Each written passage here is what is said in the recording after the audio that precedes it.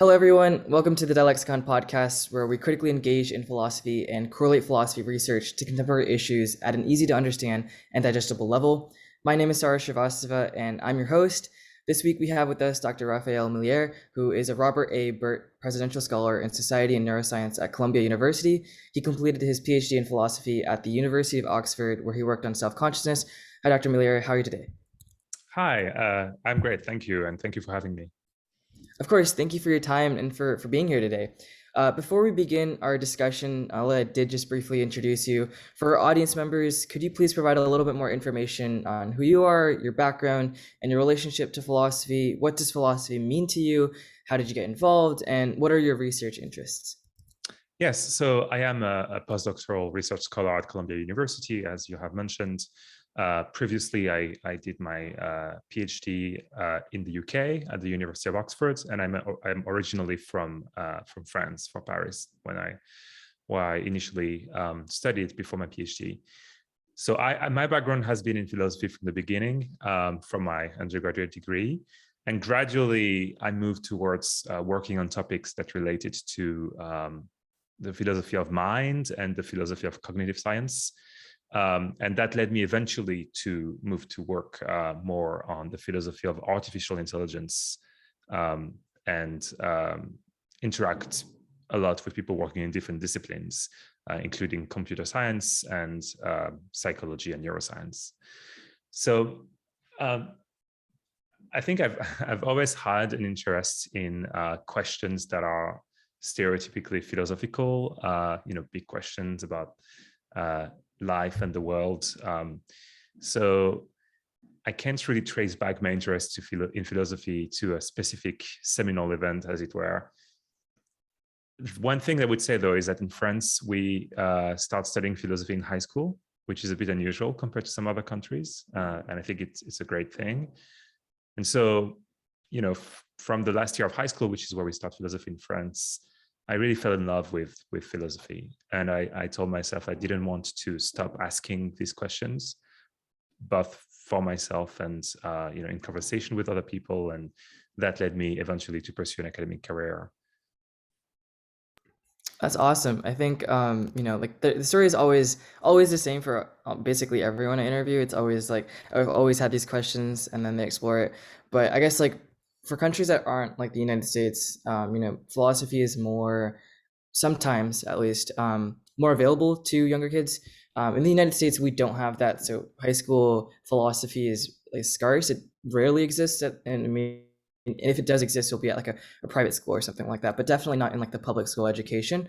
But it's interesting to see that like that those types of questions can lead you into other fields. Like I think a lot of people might interpret philosophy to kind of be like that behind the books interpretation of philosophy, writing books and stuff like that. But it can lead to so many different things because philosophy in general has many applications, and it's really, really cool to see that. So let's move on to our discussion today, where we're going to be talking about the philosophy and ethics of AI. And before getting into the nitty gritty and some of the nuances of AI, there is a necessity to ask and understand the definition of artificial intelligence in the first place. We see systems like Siri on the iPhone and AlphaZero, which is an AI capable of playing high-performance chess, and it actually beat one of the world champions. But what exactly is artificial intelligence, and does philosophy treat that definition differently than computer science? Right, that's an excellent first question. It's also a very hard one for a number of reasons. Partly because there is no universal agreement, and there has never been really any universal agreement on what artificial intelligence or AI is supposed to be and supposed to encompass. So if you want a very broad, somewhat neutral definition, you could say, well, an AI system is an artificial system, so a system designed by humans, by contrast with biological systems like biological organisms, humans and non-human animals.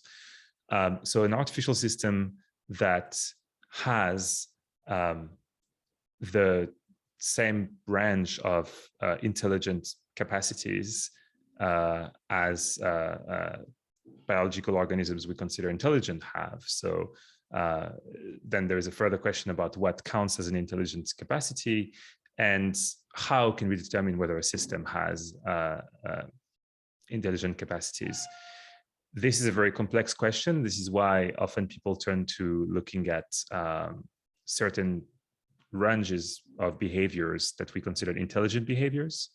So a classic example would be the so-called Turing test that was designed by Alan Turing, one of the fathers of computer science, to try to assess whether a machine or an artificial system has some form of intelligence or is capable of thinking. And so the Turing test involves having a human operator look at a conversation between a human and a machine and trying to determine which is the human, which is the machine, right? So this is an example of a test for artificial intelligence that looks at behavior in the form of a conversation and text outputs to try to assess, to make a determination of whether the system can be considered intelligent or not. But this is significantly more complicated because the very concept of intelligence is a notion that is difficult to define. And you might argue, for example, that it is a multidimensional concept, that there are different dimensions to intelligence that are difficult to reduce to a single component that can be measured by single kinds of behavioral tests. And it is also a somewhat context-sensitive notion. So there is some work in sociology and anthropology that suggests that different communities and different cultures around the world have different notions of intelligence that seems to be related to different notions of success. So there is one common finding across these studies, which is that people tend to use the term, what we would call the folk psychological terms, so the kind of common understanding people have of intelligence seems to be tied to successful behavior or certain notions of success. So we think the people we deem intelligent, or the animals we deem intelligent, are the ones that can successfully solve certain tasks. But the notion of success itself is context relative and sensitive, relative to different cultural backgrounds. So what some communities or cultures consider success at certain tasks or in life generally can vary, and so can the definitions of intelligence that they use. So this is a very thorny question. And in fact, if you look at the history of artificial intelligence and AI research, people have been steadily moving the goalposts as to what constitutes intelligence. You mentioned chess playing. Some of the pioneers of AI research in the 50s thought that designing a system that can play chess at human level or at superhuman level would be the pinnacle of accomplishment in AI, because that would really demonstrate that the system is intelligent. And then came along Deep Blue from IBM that beat Garry Kasparov, at the time the world chess champion, at several games of chess. And people very rapidly started saying, well, chess playing was never really the proper benchmark for intelligence. And now we need to have a system that can do these other things. And chess was actually not that hard to solve. So you have this kind of goalpost moving that has been happening throughout the history of AI. As to the final component of your question, which is how the definition of AI might differ between philosophers and computer scientists, I would say that computer scientists tend, as I already mentioned with Alan Turing, tend to focus more on the behavioral tests. So looking at whether AI systems can do certain things and not bother too much with the question of whether the performance of these systems on different tests is really a reflection of an underlying competence that is the same as the kind we ascribe to humans. So it is possible, as some people in psychology or philosophy might argue, that your performance on a task might be identical between the performance of a human and the performance of an artificial system might be identical, even though the way they achieve that performance is different. And the human has a core of cognitive capacities or skills that the artificial system might not have, and the artificial system might be just latching onto more shallow tricks to achieve the same performance. So philosophers are more concerned with that difference, and generally are more concerned with getting to to the core of the kinds of capacities and mechanisms that enable a system to achieve intelligent behavior, as opposed to just looking at measurements with benchmarks. Okay, that makes sense. I mean, well, first of all, I think that the concept of introducing culture to the question of artificial intelligence is a really unique aspect of looking at things. I've always just interpreted it kind of similar to how computer scientists look at it, where it's just like whether or not it can do a task. Then I was like, okay, that's like seems like it's AI. Whereas, obviously there's other question of like how different cultures interpret what intelligence really is. And I think that like, since you were saying the goalpost has always been moving, I think that's also true for intelligence as a whole. The intelligence, goalpost also moves as society furthers into more of like a technologicalized state, et cetera. And so it's interesting to see those two concepts come together and meet at the intersection of AI, right? And I guess like this definition contrast between AI or between computer scientists and philosophers is also an interesting divide because there's the question of whether or not whatever AI you have, because it's trained on a data set created by humans and it's coded by humans, there's also the questions of whether or not the underlying competence, as you mentioned, is actually that of the systems. And so there's a lot of interesting questions I guess you could explore. And I guess this brings us like directly to the next question, which is about like strong AI, right? And I've read a little bit about what strong AI is, and Alan Turing has this quote where he says that, and I quote, "At some stage, therefore, we should have to expect that machines to take control, or expect the machines to take control." And that's a quote by Alan Turing, which is back in the 1940s, 50s, I think. And so, what exactly is the strong AI? Like, is it even possible, philosophically speaking? And could you please define what strong AI is in the context of computer science as well? Yes, so the notion of strong AI and the distinction between strong AI and weak AI is often traced back to the work of the philosopher John Searle, who defined explicitly this distinction. And the way in which he defined this distinction is as follows. So weak artificial intelligence, weak AI, refers to AI systems that can perform as if they had the same set of cognitive skills, intelligent capacities that humans have, right? So it's really a notion that is focused on the performance aspect or the behavioral aspect that I talked about before, whereas strong artificial intelligence or strong AI refers to artificial intelligence systems that actually have all of the cognitive capacities, the intelligence capacities and skills we ascribe to humans, including actually in Searle's definition, including consciousness, right? So it's not a behavioral definition, or a definition that just has to do with performance that we can observe on benchmarks from the outside, but it has to relate to what is actually happening under the hood in these systems, and whether we can really ascribe to them the kinds of capacities for reasoning, language understanding, visual understanding, and indeed perhaps things like consciousness that we also ascribe to humans and to some non-human animals. So that's how the distinction between strong and weak AI is often characterized. Now, there is another notion that is discussed a lot these days, which is the notion of AGI, or artificial general intelligence. And it's also a notion that is debated because not everyone agrees on how to even define it. But broadly speaking, AGI would refer to AI systems that have the kind of intelligence that can generalize to a broad set of problems, a broad set of tasks, as opposed to artificial narrow intelligence, or ANI, which would refer to AI systems that are designed to solve narrowly one specific task, or maybe a few tasks. But you can think of AlphaGo that you mentioned, that is designed to play Go, or AlphaZero that can play Go and chess and shogi, I think, so like 3 different games.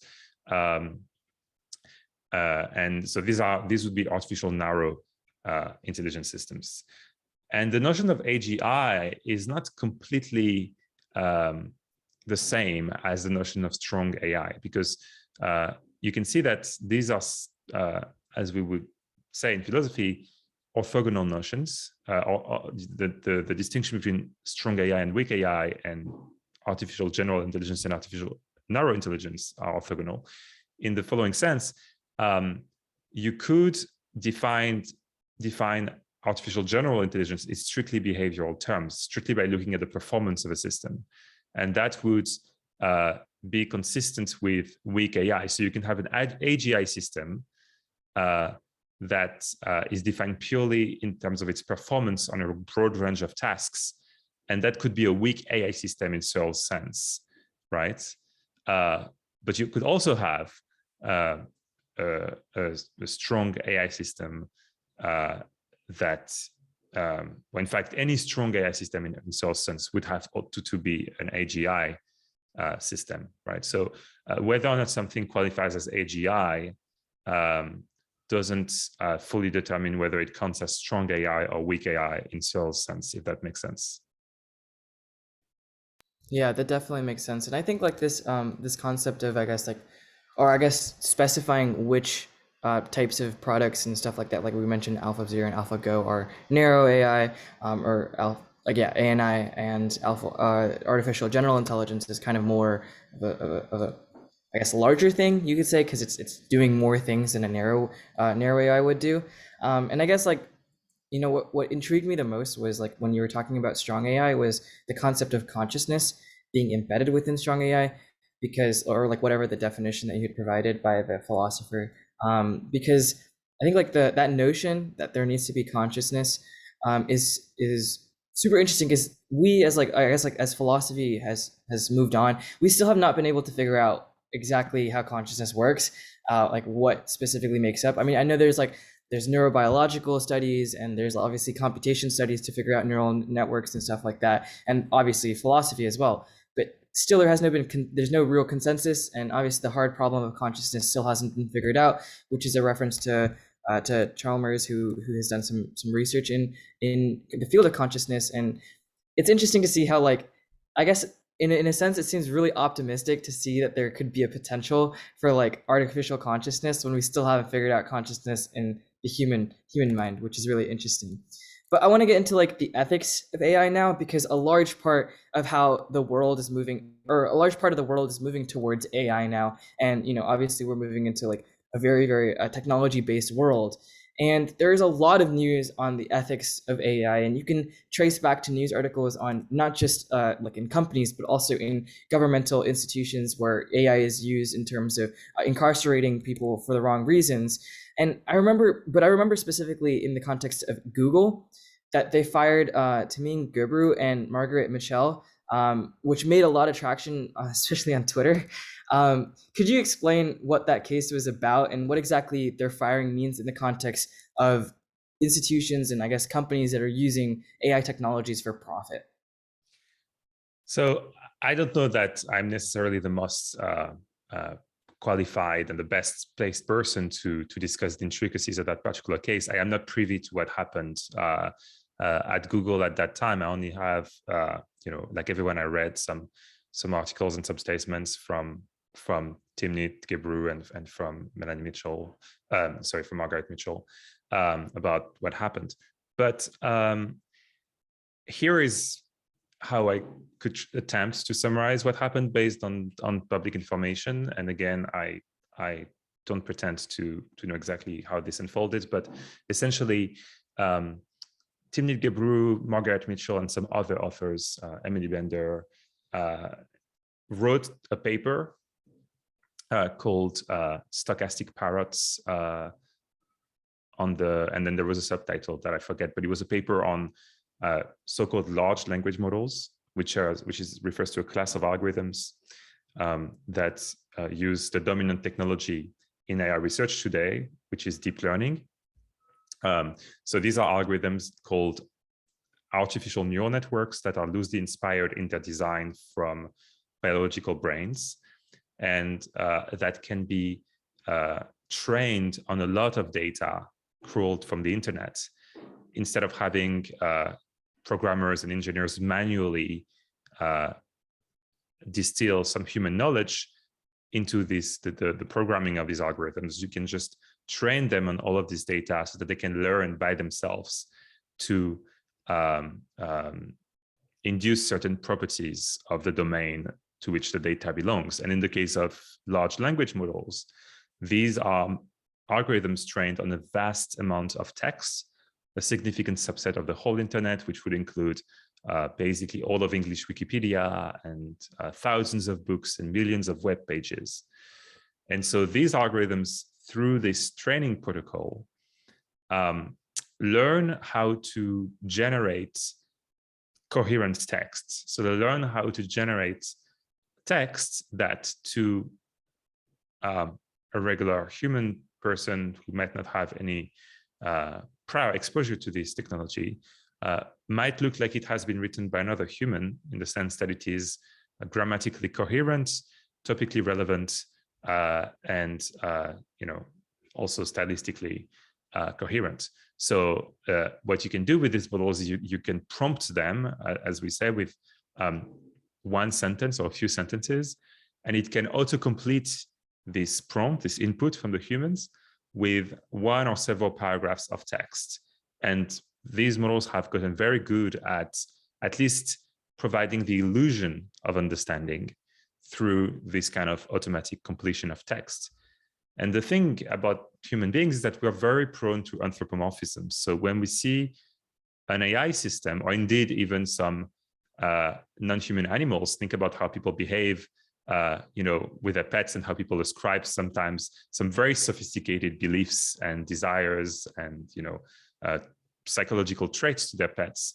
And this is not to say that obviously that the kind of pets that people have, like cats and dogs, are not intelligent animals and don't have experiences, but it's just an example that sometimes we are prone to perhaps being overly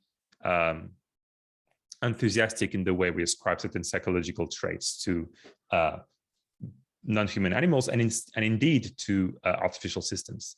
And so given that when we are confronted with such a system that can generate text, it's very easy for us to feel that this is a system that has human level understanding of language, and in fact, an understanding of the world, and perhaps even think that this system has a personality and goals and beliefs and desires, and that this system, in fact, perhaps even has experiences. So this paper that was published by Timnit Gebru and Margaret Mitchell and others, like Emily Bender, was pushing back against that tendency, and was taking a rather skeptical line of interpretation of what these models actually do, calling them stochastic parrots, essentially saying that, like parrots, they repeat almost canned phrases without having any understanding of their meaning. And the paper also raised different other ethical concerns about these models, especially the fact that they are trained. Their training requires a lot of computational power, which in turn uses a lot of energy. So there are some environmental concerns about the cost of training these models. Concerns also about their downstream use and whether we can avoid replicating biases present in the training data in the outputs of these models. We know that it can be prone to, if you prompt them in a certain way, producing text that includes various stereotypes or biases or harmful discourse, in fact, hateful speech in some cases, that can include racist and sexist biases. So all of these concerns were brought up in this paper. And there is, as far as I understand, an internal review process at Google where some Google researchers, so in that case, Timnit Gebru and Margaret Mitchell were the head of the ethics team at Google. When some Google researchers want to publish a paper, they have to first submit it for internal approval. There's an internal review, and then they can get the green light. And I think at least what Timnit Gebru and Margaret Mitchell, the way they told the story is that they sent the paper for approval, but the approval didn't come in time. And so they submitted it to a conference. And then Google asked them to retract their submission because the paper hadn't been approved internally. And at that point, I think Timnit Gebru published some kind of open letter or statements. I think it was in the open. I'm not confident 100% about that, but she sent, either it was sending an email to a large group of people or like writing an open letter. That was, expressing frustration with the process, internal review process at Google and the way things had unfolded. And I think she also wanted to know who at Google was the person who had done the internal review. And so she had a set of, I think, questions and demands. And following that, Google interpreted these documents essentially as an ultimatum that Google was not prepared to meet, and so interpreted it as an effective resignation from Timnit Gebru.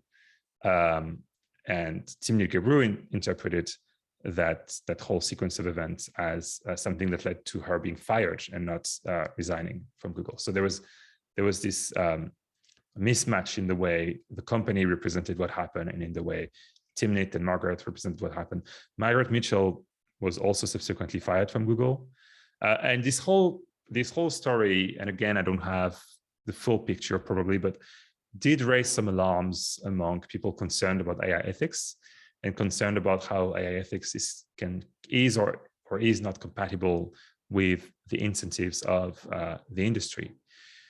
Because at the end of the day, companies have a duty to their shareholders, a fiduciary duty that means that the kind of incentives they have may not align well with ethical guidelines that are proposed by AI researchers.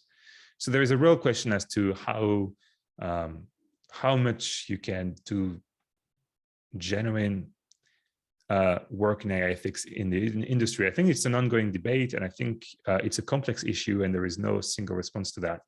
And there are a lot of companies like Hugging Face, which is leading the movement in the open source space in AI research, or Anthropic AI, which is another startup that emerged recently, that are really making, as far as I can see, honest efforts to do responsible research on AI ethics in the industry.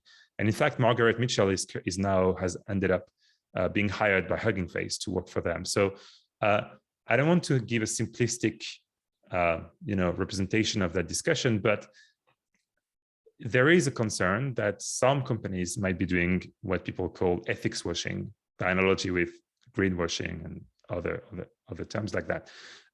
Essentially, paying lip service to AI ethics by having a team doing AI ethics, but having that team being more or less muzzled and not being able to have any bites and being able to do anything really about the kind of activity that is going on in the company. And my own students at Columbia came to me, several of them, after I taught the first class on the philosophy of AI last semester at Columbia. And, several of them wanted to work on AI ethics and were interested in working on AI ethics in the industry. And I essentially told them what I'm telling you now, which is it's a complex discussion. And I think it's one has to assess on a case-by-case basis how genuine the intentions of a specific company are in terms of doing serious research on AI ethics. It seems to me that some companies do genuinely care about that, but the whole thing that happened around the firing of Timnit Gebru and Margaret Mitchell did raise some concern at least for some very large companies. That definitely makes sense, and thanks for clarifying that. I know like maybe not the entire story is there, but at least enough is there to like kind of understand it. Because from what I'd heard, like I hadn't done deep dive or anything into it, but from what I'd heard, and kind of just how like word travels around, it seemed that, or like the narrative was kind of that like there was this paper that kind of opposes Google in a way, and then Google took a response to it, and that's what the common interpretation of it could be. And so that like clarification is good, and I think it's important just for everything that you do to figure out whether or not the ethics or like I guess the intention behind the corporation is really what you also agree with, because that's just a good way to kind of figure out things. Obviously, there's a lot of other things to look at, but that is definitely a good idea, especially for anyone who's going into computer science and wants to like kind of understand how things are going, because ethics is going to be a huge part of computer science in the near future, just especially as how technology is just rapidly expanding and getting more powerful day by day. I want to move into another question about specifically bias and how that bias forms. So we talked a little bit about kind of about like the ways in which some texts can be represented that's misogynistic or incredibly racist. So how is that bias formed in the inside of models? Yes, that is also a fantastic question and a complicated one, perhaps more complex than it looks at first. So one common way in which bias emerges in these artificial neural networks that are trained on a massive set of data is when the data itself on which they are trained, the training data, has some statistical bias. So it might be, for example, that give you one example. It might be that in the training data for a large language model of the kind I have just mentioned, the term nurse is statistically more often co-occurring with a reference to women than reference to men, right? And the term CEO statistically co-occurs more frequently with the reference to men than references to women, right? If that's the case, then if you train your model on that data, it will probably reflect that statistical bias in its output. In other words, if you prompt it to talk about CEOs, it may be more likely to be talking about men as typical examples of CEO, or just assuming that any CEO that is talked about is a man, and conversely, for the example of the nurse, assume that a nurse is typically female and that any nurse is woman. And that kind of bias is also can be reflected in other kinds of models. You have now models that are image generation models that are also prompted with text, and it can generate an image based on text. So if some of the listeners want to experiment with this kind of model, there is one that is open source actually on that that is made available by Hugging Face, which is that company I mentioned earlier, called DALL-E Mini. So DALLE -MINI. So you can find it easily on Google. And you can prompt it with any text, any description, and it generates these small-ish images based on the descriptions, right?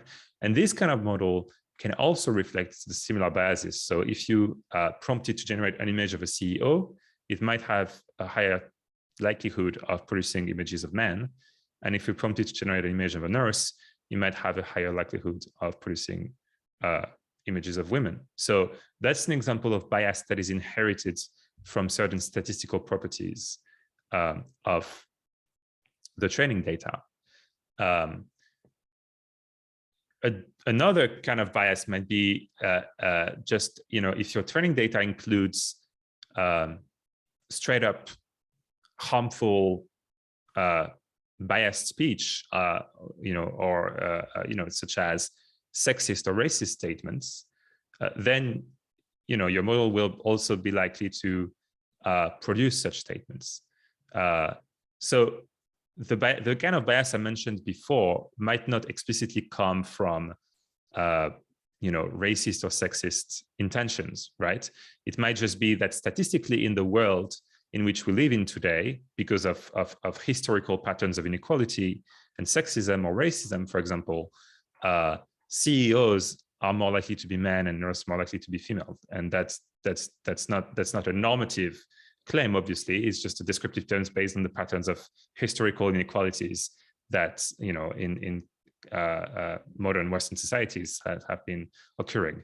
So this is why you would get the statistical bias in the outputs of your model in the first case. Now, what I'm talking about in the second case would be a case where you have, because of the web pages on which your model is trained, which might include, you know, some pages from social media like Reddit, or you know, other sources of web data that might contain sexist or racist statements, then your model trained on that data might also make sexist and racist statements just because it is trained to mimic the way in which humans speak, right? So there was a recent example of that was quite alarming. There's this YouTuber called Yannick Kilcher, I think, who for one of his recent videos trained the new language model, on a data set that was made of lots of pages from the forum 4chan, which is a forum that doesn't do any moderation of speech and contains a lot of very vitriolic threads that include racist slurs, all sorts of vile discourse, you know, various terrible sexist and racist, harmful speech.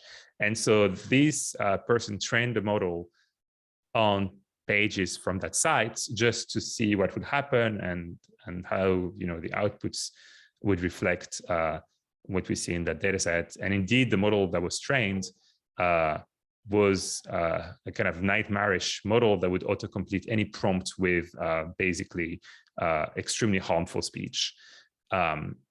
Initially, this model was hosted on in the database of Hugging Face, this company I mentioned that has thousands of open source models that are hosted on its website, and you can in fact test the models there. I mentioned you can test DALL-E Mini, and for a few days you could also test this model trained on 4chan, and that prompted a renewed discussion on the issue of whether we should make all of these models accessible, and what kind of, you know, ethical discussion should go into the release of these models. In particular, this model had no real benefits beyond perhaps, you know, studying how bias might be reflected in a model, but releasing this model publicly that was essentially a model trained to produce the most racist, sexist, vile outputs didn't really provide any benefit to the broader community, and so it was taken down eventually. But these are examples of how bias can find its way into these models. Oh yeah, that's really interesting to learn, not just in the context of like how bias can form, but also like the effects that bias can have in terms of models and model building. And I guess it also kind of relates back to the underlying question that we had on when we were talking about strong AI, when we were talking about like whether the actual competence of the model is the model itself or whether or not it's human trained, which in the context of this bias, it seems that it can be human trained that is making more influences on the machine's output, right? So that's a really interesting topic, and I guess there's probably going to be a lot more discussion in the future about what to do about that bias and how to mitigate that bias, because I think like almost every single day I open Twitter and there's always some news about something in the field of AI ethics, because every single day there's something new. But I want to talk now about your paper. You wrote a paper called Deep Learning and Synthetic Media.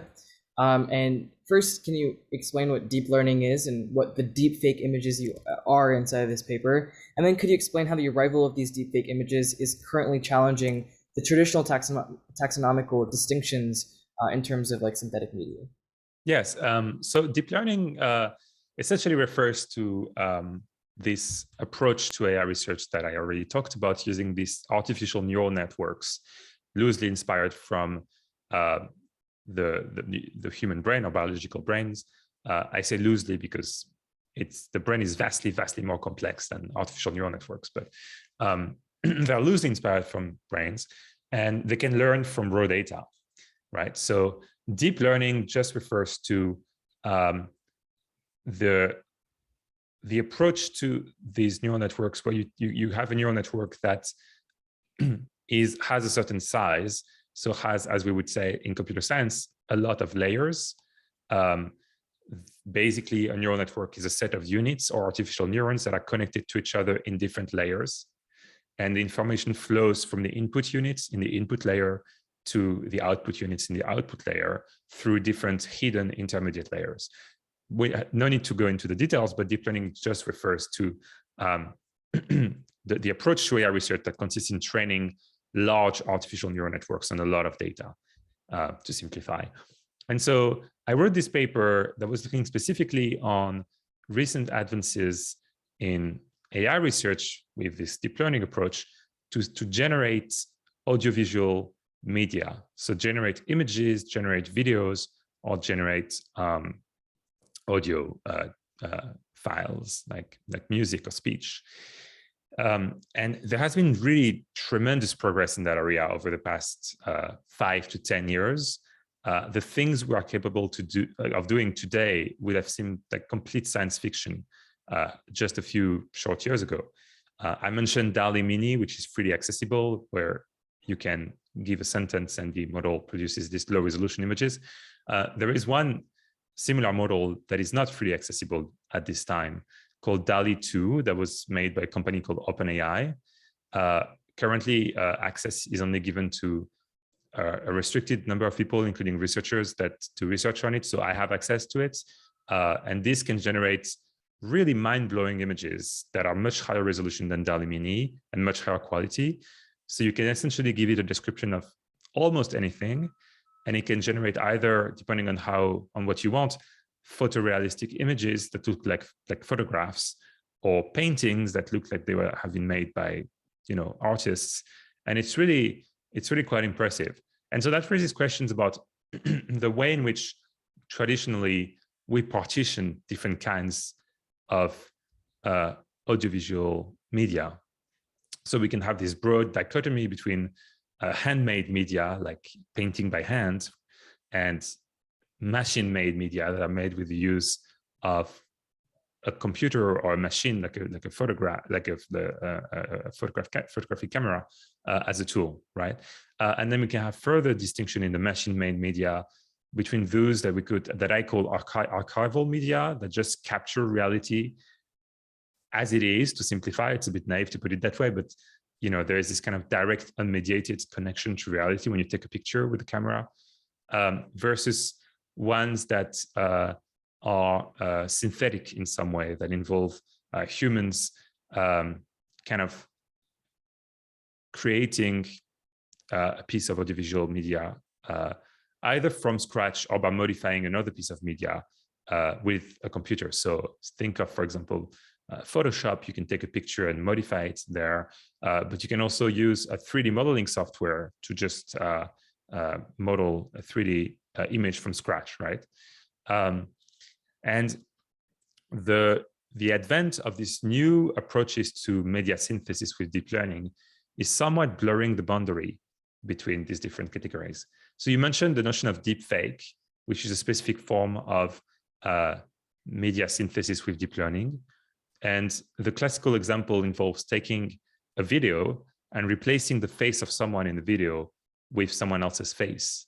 So the deepfakes, this technology came onto the stage a few years ago and was initially used. I think it was initially on Reddit by a user that went by deepfake, hence the name that stuck, and who was making pornographic videos of celebrities by taking pornographic videos and replacing the faces of actors and actresses with the faces of celebrities using this technology.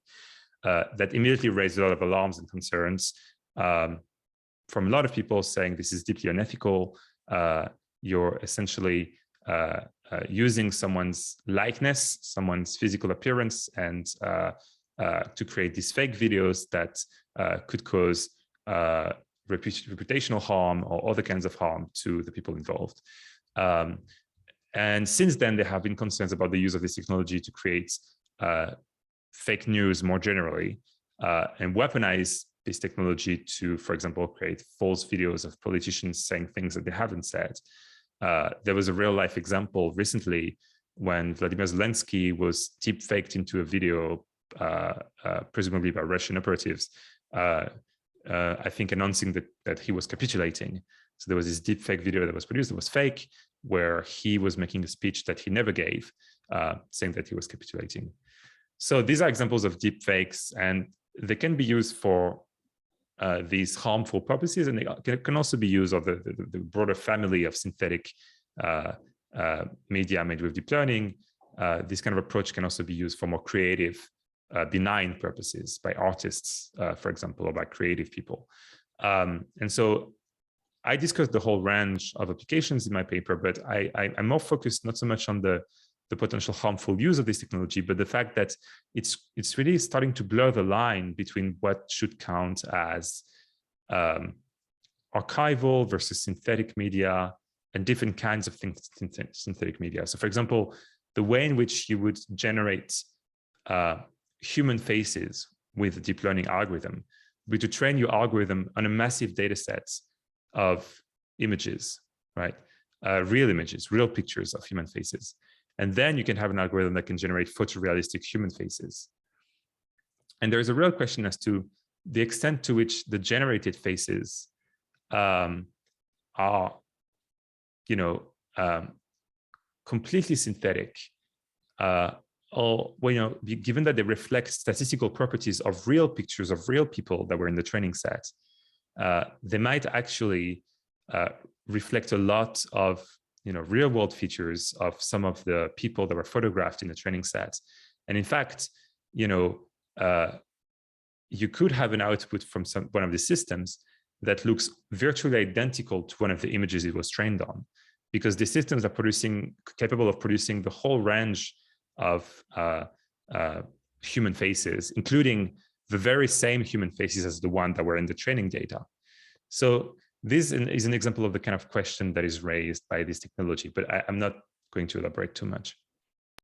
Yeah, I mean, that makes sense. And I think like this is kind of like how trends are going to move in the future as well as technology expands and specifically deep learning expands, just because like the quantification of like, I remember like, I guess, I don't know if this is necessarily classified as deepfake or not, but there is this website where you can go on and it's just a random face that doesn't exist. Like that person does not exist, but the face looks really, really real, and it's built on like it's created through AI, and like it's really, really interesting to see how that level of computation is there already, and that we're able to do this. And so there's going to be, I think, at least a lot more questions in the future raised, and I think because you're going to be at the forefront of those questions, as an AI ethicist, and like exploring those questions, it's going to be really interesting to see how it pans out in terms of classifying what that is. And I do want to ask you, just because I've heard from a lot of philosophers that are unfortunately, like, philosophers aren't really treated like their work isn't really evaluated to the highest degree as they might be or might need to be. For example, like in the legal sector, legal epistemology isn't necessarily considered as a higher factor than maybe like law work, etc. So how does the work that you're doing, especially like you've identified that there is a challenging of traditional like distinctions. How should governments respond to this in terms of, I guess, like the protection of citizens and ensuring that, quote, no existential risk occurs from AI and is developed with AI? Is there any research or is there any like say that you guys have as philosophers on this, and what is the general trend going towards? Yeah, that's also a great question. So I think indeed thinking about AI governance and the regulation of AI is very important and is increasingly important. And various regulatory bodies and governments are aware of this. Both the US and the European Union have been putting into place some reflection committees to think about the regulation of AI. And the EU initiative in particular is interesting because they appeal to a number of academics to assemble a team of experts to collectively agree on a set of guidelines for regulation that are now public and have been published. And these included philosophers. So I think that's an example of how people can work across disciplines and how regulatory bodies and governments and various institutions can appeal to academics and kind of harness their work and reflections in a collaborative spirit across disciplines to try to shape the way in which we as a society want to deal with AI and how to regulate this technology. I think AI is a perfect example of a dual use technology. You can also think of nuclear power as another example, which is a technology that can be used both for peaceful and beneficial purposes, or for military or nefarious purposes, right? And so this is one of the reasons why we need regulation. Now, you mentioned existential risk, and it might be worth mentioning that there are two very broad set of issues that people are concerned with in AI ethics. There are the short-term issues that concern the harm that AI is already doing right now, that the use of algorithms we have right now can incur, either right now or maybe in the short term, in the near future. So these, for example, would include reflections about the biases reflected in the models that we already discussed, reflections about the environmental costs of these models that we also mentioned. And then you have a different set of issues that relate to the more long-term possibilities of harm from the development of AI.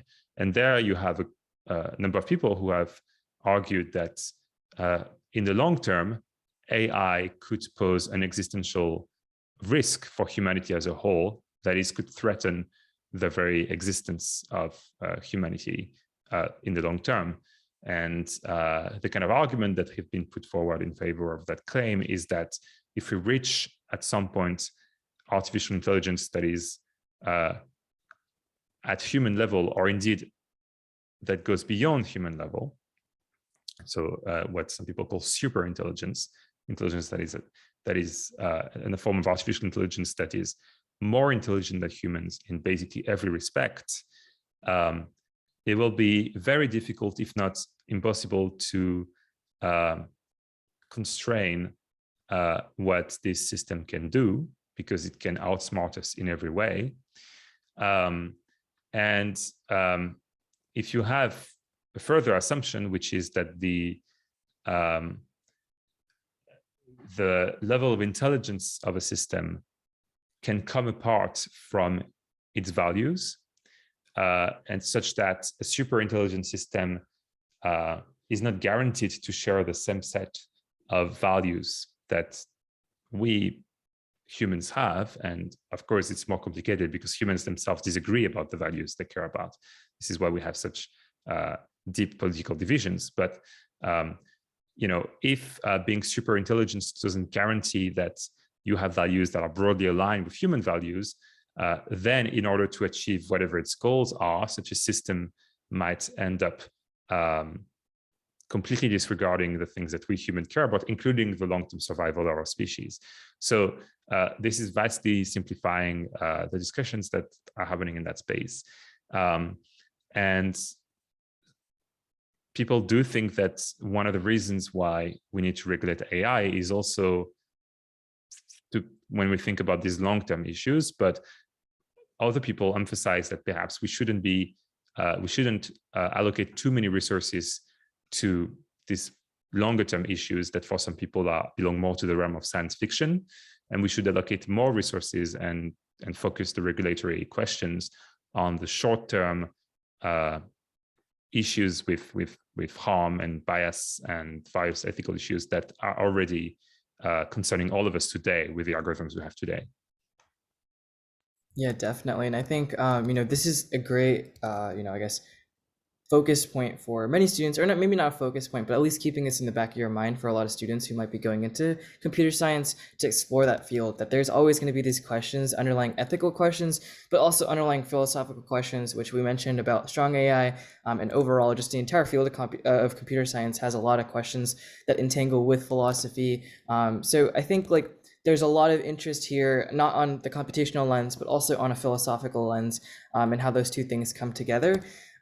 That about wraps up our discussion today. I do want to thank you so much, Dr. Milliere, for your time today. I learned a lot, and I'm sure our audiences as well, especially on a topic that's so pertinent to all of us within this like highly advanced society. So thank you so much. Thank you for having me. It was my pleasure.